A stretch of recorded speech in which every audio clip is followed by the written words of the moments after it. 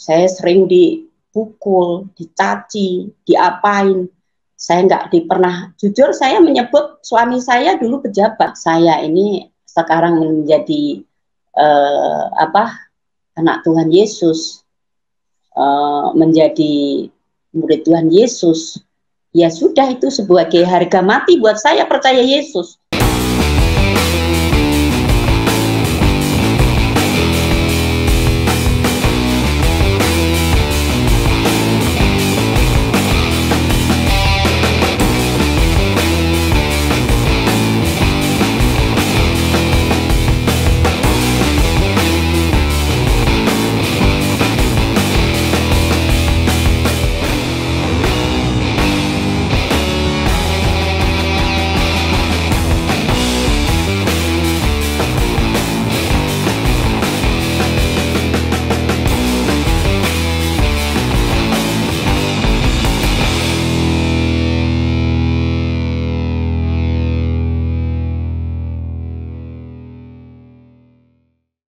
Nah, hari ini, saudara, saya akan memperlihatkan kepada saudara kesaksian membahas tentang isi video ini, saudara, yang menurut saya harus dibagikan.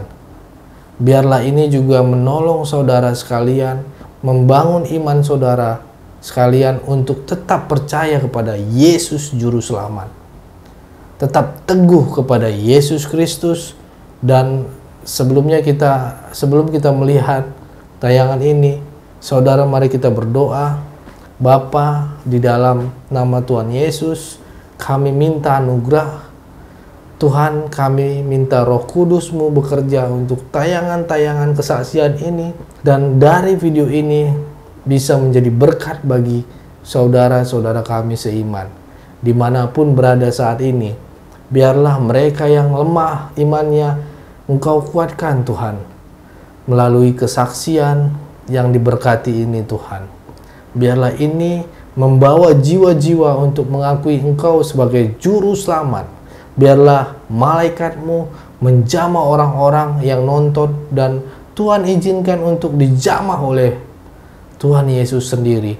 Buka mata pikiran, ketuk hati mereka untuk memahami firman-Mu, dan penuaian jiwa menjadi berkat bagi banyak orang juga, Tuhan Yesus. Di dalam nama Tuhan Yesus kami berdoa. Haleluya.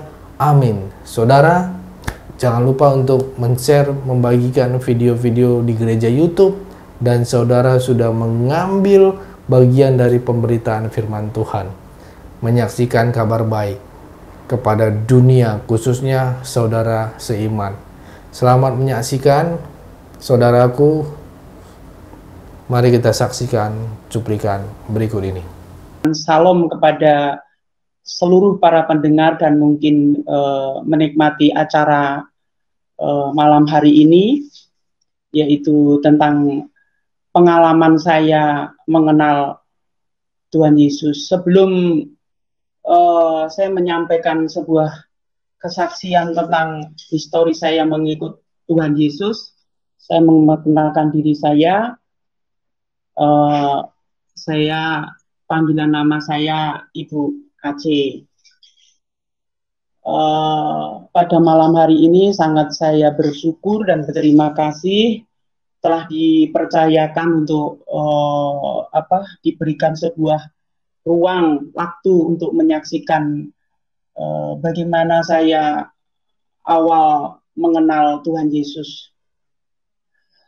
Saya menceritakan bahwa kehidupan saya, latar belakang saya sejak dari lahir maupun kecil, sudah lahir di dunia ini, saya dilahirkan seorang Muslim, penganut agama Islam. Dalam kehidupan saya, waktu kecil maupun sampai remaja, saya dididik untuk menganut ajaran Muslim. Dan saya juga sering pergi ke musola, bahkan saya menjalankan semua syariat Islam saya jalankan, yaitu saya sholat, bahkan saya berpuasa, bahkan saya Ya, itulah ajaran dari Muslim. Saya ikuti semua karena keluarga besar semuanya penganut Muslim. Suatu ketika saya eh, remaja, sudah mulai umur bersekolah. Waktu itu saya dimasukkan ke sekolah madrasah ada di Jawa Timur, posisi di Jawa Timur. Ya, pada kehidupan saya nggak lepas dari pemakaian jilbab karena memang dididik sama keluarga juga harus menjalankan agama Islam. Di situ saya semua menjalankan semua. Saya juga diajarkan puasa nggak boleh bolong, tapi selalu saya harus mengikuti puasa. Dan saya fanatik dengan agama saya karena saya merasa memang agama saya adalah agama yang terbaik. Waktu saya dalam perjalanan dalam kehidupan sudah menginjak dewasa, lalu saya sempat menikah. Saya menikah. Setelah saya menikah, dalam perjalanan kehidupan situ saya tetap menganut sebagai Muslim. Walaupun waktu pernikahan itu pun sebenarnya suami saya harus mengikut saya waktu itu. Terus karena suami saya mengikut saya, lalu saya pernikahan secara agama Muslim. Dalam perjalanan di situ, dalam kehidupan saya setelah perjalanan menikah, saya sering ikuti pengajian, saya sering sharing-sharing dengan tokoh-tokoh agama di situ, dan saya memang sangat juga fanatik di situ. Ya, setelah di perjalanan kehidupan rumah tangga saya, berapa tahun kemudian saya memang dipisahkan secara cerai mati ya, misalnya seperti itu. Tetapi karena saya ini terus terus saya mencari Tuhan, mencari Allah ya. Waktu itu saya selalu berzikir, minta saya selalu berdoa istiqoroh, minta petunjuk dari Allah apa yang harus saya jalani dalam hidup saya setelah saya hidup sendiri.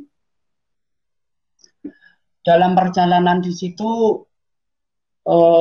saya rupanya sering air mata saya kuras untuk selalu mohon petunjuk, bahkan tahajud, puasa, Senin, Kemis, apa ya segala saya jalani. Tetapi di situ saya rasanya juga nggak pernah mendapatkan sesuatu yang membuat saya bahagia, membuat saya damai. Terus suatu ketika saya masuk di dalam kamar. Waktu itu saya mau sholat maghrib. Setelah saya sholat maghrib, saya bertanya, tiba-tiba saya mau sholat. Saya sudah mau sholat, sudah ambil wudhu. Saya ter, ter, terdesak, kayak ada sesuatu. Getakan itu aku berhenti gitu. Saya berhenti gitu. Setelah saya berhenti, saya nggak tahu tiba-tiba saya bertanya, Yesus, Tiba-tiba saya bertanya Yesus, padahal waktu itu saya tidak tahu siapa Yesus. Saya bertanya kepada Yesus, kalau memang engkau sebenarnya Yesus itu siapa? Yesus itu Tuhan atau siapa? Padahal saya tidak tahu itu Yesus. Sedangkan saya tahu waktu sebelum saya dijumpai Yesus itu, saya tahu salib itu apa itu. Saya nggak suka. Buat aku itu sangat hal yang nggak pas lah buat saya waktu itu. Tetapi pertanyaan di situ, saya bertanya, Yesus sebenarnya siapa? Apakah engkau ini Tuhan, Allah, atau siapa? Kalau memang engkau Tuhan, Yesus itu sebagai Tuhan yang disembah umat manusia, bahkan disembah orang-orang Kristen,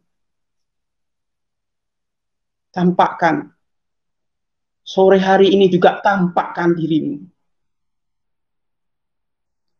Di situ benar ada jawaban. Iya, akulah Tuhan yang disembah orang-orang Kristen, bahkan disembah setiap umat manusia. Itu jawaban yang saya dapat. Setelah itu saya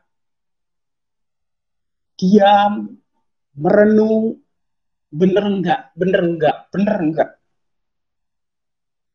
Wajar kan kalau saya itu seperti itu, karena saya tidak tahu. Di situ Tuhan Yesus berkata, benar, sampai terngiang, sampai sekarang benar. Tetapi saya tunduk. Wajah saya tundukkan, tidak berani melihat. Setelah saya berjumpa dengan Tuhan Yesus, saya perjalanan hidup itu mengalami sebuah kehidupan yang membuat saya tidak mampu untuk menghadapi itu semua. Tetapi Yesus berkata, segala mujizat aku punya semuanya. Lalu saya minta sama Tuhan, Tuhan, aku tidak mau Tuhan Yesus, kalau memang kau Tuhan Yesus, tolong saya. Saya tidak mau rumah saya terjual. Saya berkata-kata sendiri di dalam kamar. Ya, berikutnya Tuhan Yesus menolong saya. Rumah itu tidak terjadi terjual. Ada yang membayar. Tetapi terus saya bertanya terus kepada Tuhan Yesus. Tuhan Yesus jawab lagi, iya, aku inilah yang bisa membersihkan kejahatanmu. Aku bisa membersihkan dosa-dosamu. Akulah jalan kehidupan. Kamu harus pilih hidup. Jangan akan pernah milih mati. Di situ saya memilih hidup. Tetapi tidak sampai di situ saja. Saya studi banding terus saya banyak bertanya. Tetapi saya banyak ada guru-guru tokoh-tokoh dari, ya ada Pak Kiai, ada Ustadz, saya bertanya. Tapi jawabannya tetap aja tidak bisa. Tetap aja di dalam hati saya, otak saya ini sudah mengatakan Yesus. Bahwa Yesus itu Tuhan. Yesus itu Tuhan. Suatu ketika ada seseorang yang sering bimbing saya untuk selalu mengikuti pengajian. menjemput saya sambil marah-marah kenapa Bu Ani sekarang tidak datang. Tapi saya melakukan masih datang, tetapi pikiran saya sudah Yesus. Yesus itu Tuhan. Bahkan saya dikasih buku pun, saya tetap aja sudah tidak mau membaca lagi. Di situ. Ini benar-benar nyata di dalam kehidupan saya. Tetapi di dalam perjalanan saya mengenal Tuhan Yesus, saya kira, saya bayangkan mudah. Ternyata membuat saya tuh ada penuh ketakutan juga. Bagaimana nanti keluarga saya, bagaimana nanti keluarga besar saya, menerima saya atau tidak. Tetapi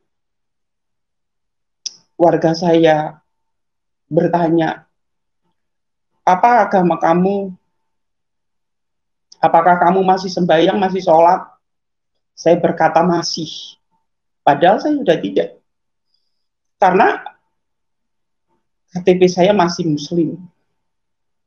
Kebetulan saya ditanyai sama keluarga saya, ini masih muslim.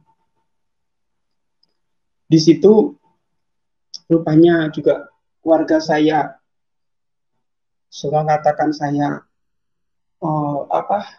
setelah tahu saya kadang cerita gitu, ini kok ikut apa istilahnya Yesus, kabar-kabarnya sudah tidak mau sholat karena ada yang membocorkan suatu saat keponakan saya datang, saya dikatakan kafir, dikatakan murtad, bahkan orang tua saya meninggal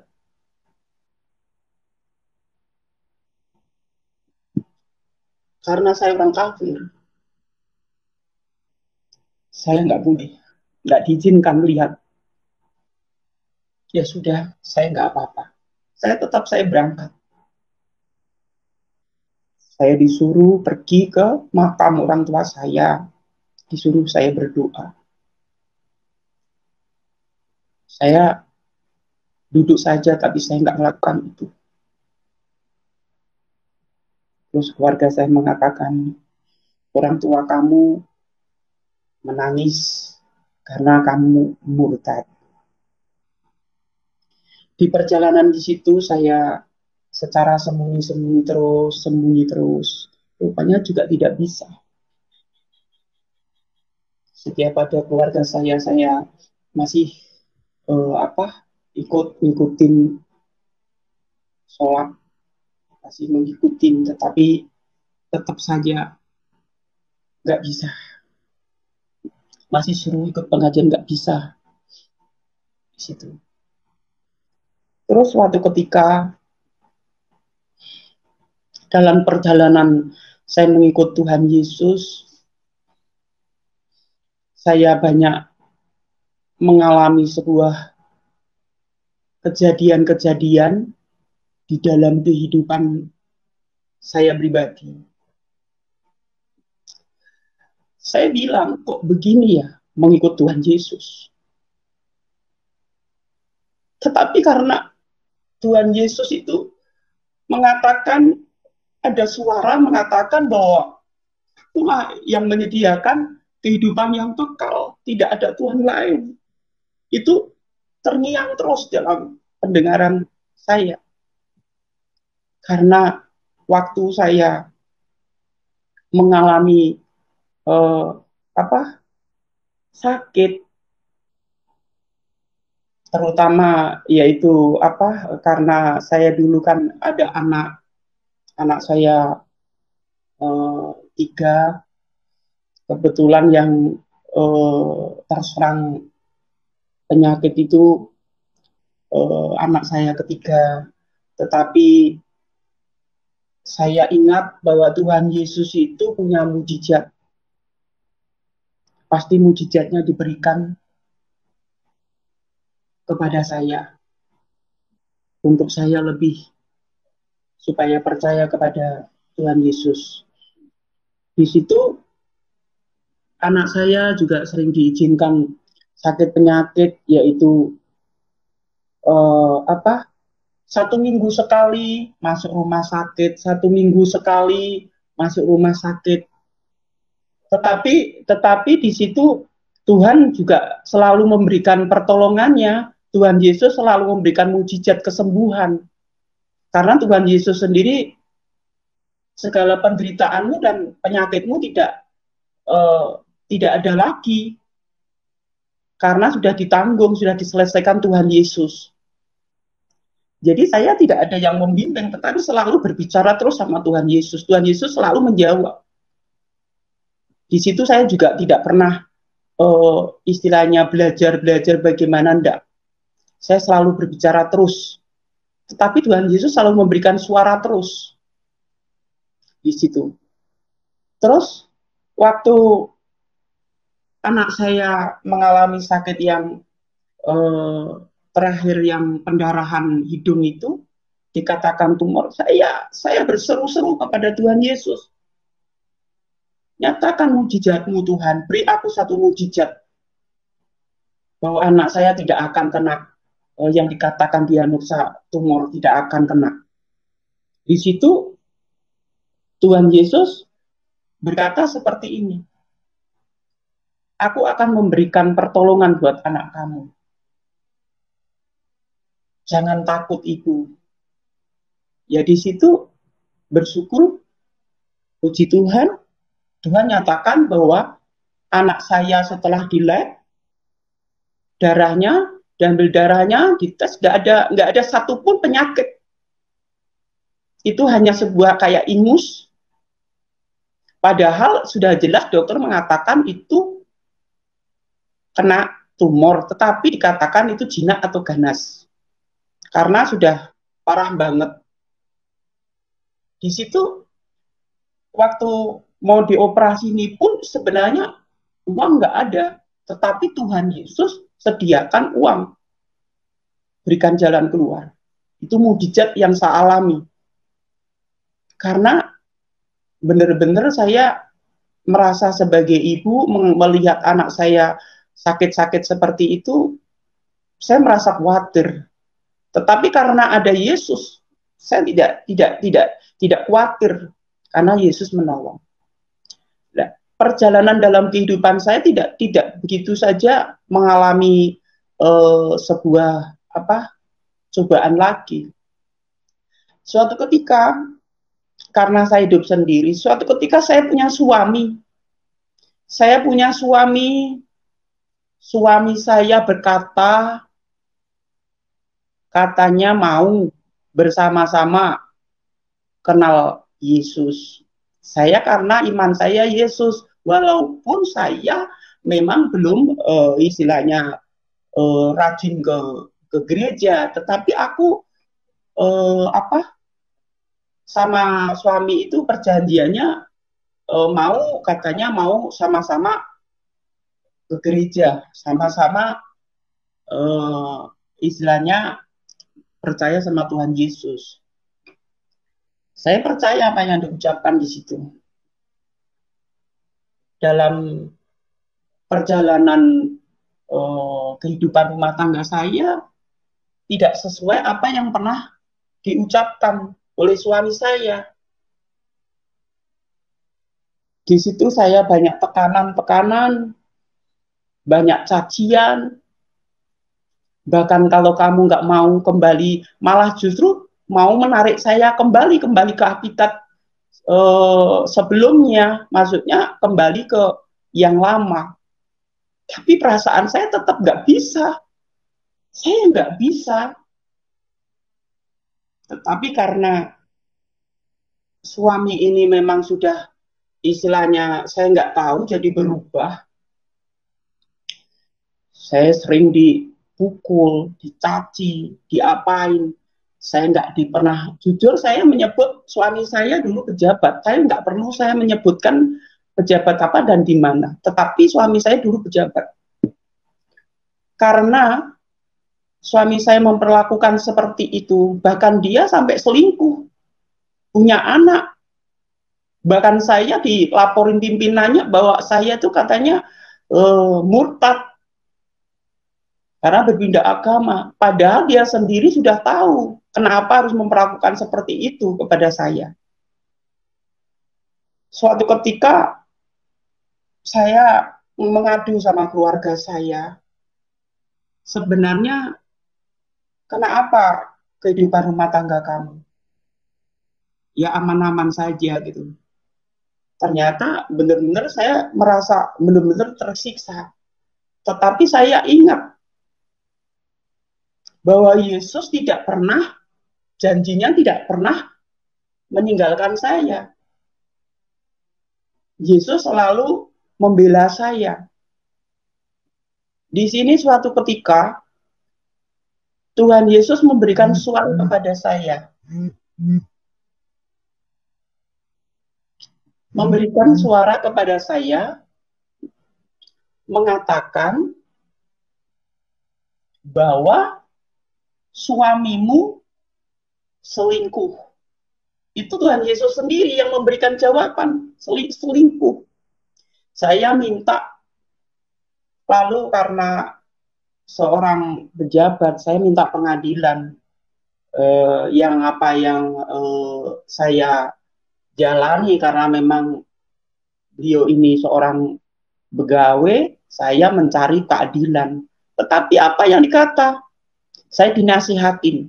Ya sudah, ngambil aja wudhu biar dingin muka kamu. Biar selesai masalahmu. Tetap aja saya nggak bisa. Saya nggak bisa. Terus suami saya memperlakukan saya sudah selingkuh, sudah gaji tidak dikasih, uang tidak dikasih. Bahkan saya dikatakan kamu pulang saja ke tempat orang tua kamu, nanti saya susul. Suatu ketika saya pulang, dia nggak nyusul. Tapi saya di dalam hati saya, Yesus, kenapa seperti ini terjadi? Kenapa orang ini, suami saya ini tidak memberikan istilahnya keadilan dalam hidup saya? Kenapa dia? Suatu ketika naik turun hati saya harus bisa mengampuni suami saya. Karena waktu itu saya memang harus bisa, karena ajaran Yesus untuk mengampuni. Kasihilah musuhmu, ya sudah, saya belajar mengampuni. Suatu ketika saya mengampuni, saya kembali, rasanya panas, saya nggak bisa lagi. Ya sudah, saya dikatakan suami saya, jangan kamu membawa apapun dari rumah. Baju pun nggak usah kamu bawa, apapun nggak usah kamu bawa. Sebenarnya kalau saya permasalahkan, bisa itu besar permasalahan itu. Tetapi karena ajaran Yesus tidak mengajarin saya untuk membalas orang yang jahat, untuk orang yang jahat, akhirnya saya mengambil sebuah keputusan untuk mengampuni. Saya pergi tanpa membawa apapun. Tetapi saya melangkah. Saya melangkahkan kaki saya. Saya melangkahkan kaki saya dalam nama Yesus. Saya pergi karena saya tidak berani sendirian. Tuhan Yesus selalu bersama saya. Maka di situ saya pergi keluar dari rumah tidak membawa apapun. Itu di dalam kehidupan saya. Pengalaman-pengalaman di situ, setelah saya pergi dari rumah sampai beberapa tahun, saya sudah tidak diurus, saya tidak dihiraukan, tidak apa-apa, asalkan saya tidak ditinggalkan Tuhan Yesus. Saya rela. Harta kekayaan semuanya rela, tidak masalah.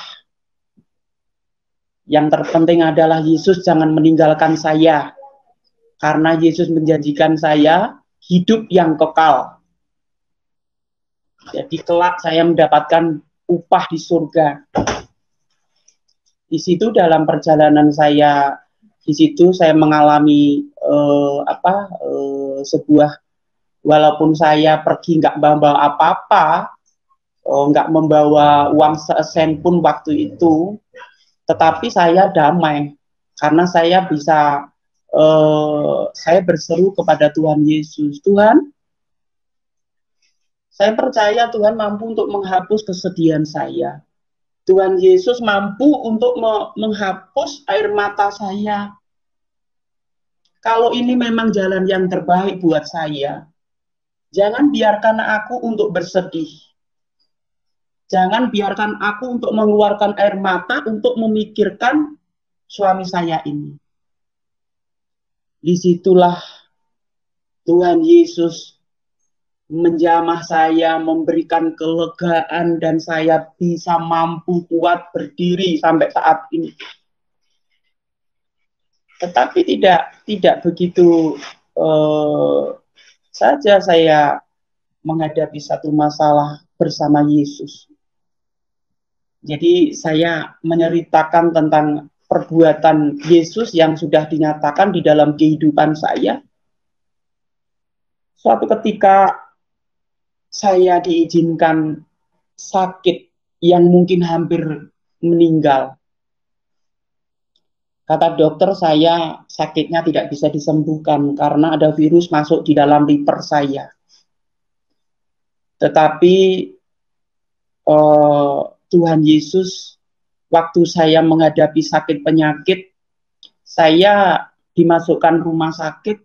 Setelah dimasukkan rumah sakit, saya diinfus, dikasih makan yang lezat-lezat karena mungkin detik-detik saya mungkin besok sudah dipanggil Tuhan. Tetapi saya punya keyakinan bahwa perjanjian waktu saya dijumpai oleh Yesus, dipanggil Yesus sebagai anaknya, Tuhan akan menyertai saya, Tuhan akan jaga saya, dan Tuhan Yesus tidak akan membiarkan saya sakit, bahkan sakit itu membuat saya mati, enggak.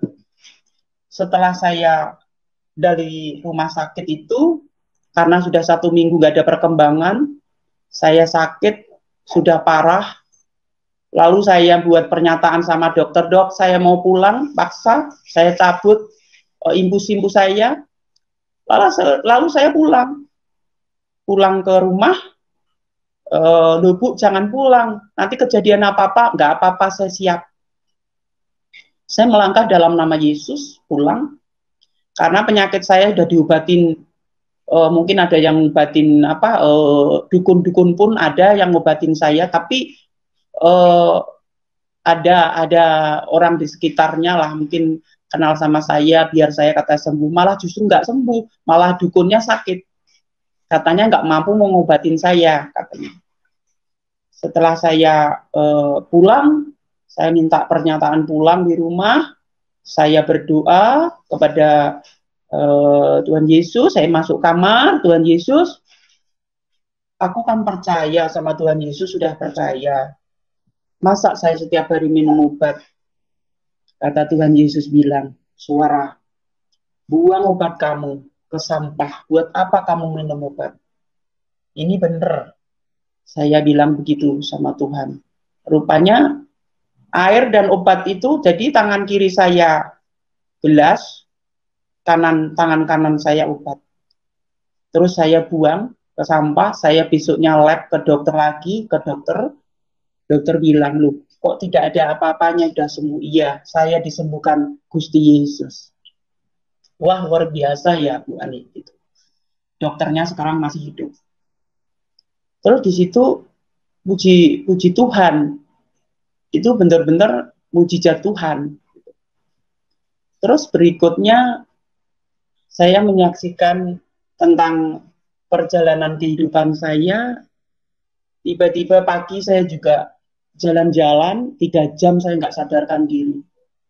Tapi di situ nggak sadarkan diri, justru saya berjumpa dengan Tuhan. Walaupun saya tidak bisa melihat wajahnya. Saya bilang, Tuhan jangan panggil saya dulu, aku mau bertobat. Sudah, aku mau ke gereja. Tetapi saya sampai detik ini memang menjadi istilahnya, pergi ke gereja digembalakan belum, karena saya sah menjadi Kristen itu belum lama, walaupun kenal Yesusnya sudah lama gitu. Ya, saya merasa bangga, merasa bersyukur bahwa sebenarnya aku tidak tahu surga lalu diberi surga. Sebenarnya aku ini memang orang yang kotor, tapi dibersihkan oleh darah Yesus di situ. Bahkan Yesus mau mengampuni saya, walaupun di dalam perjalanan di situ memang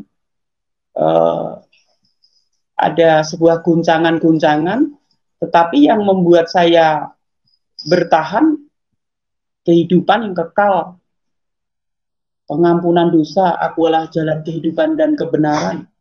Itu yang membuat saya bertahan, apalagi ditambah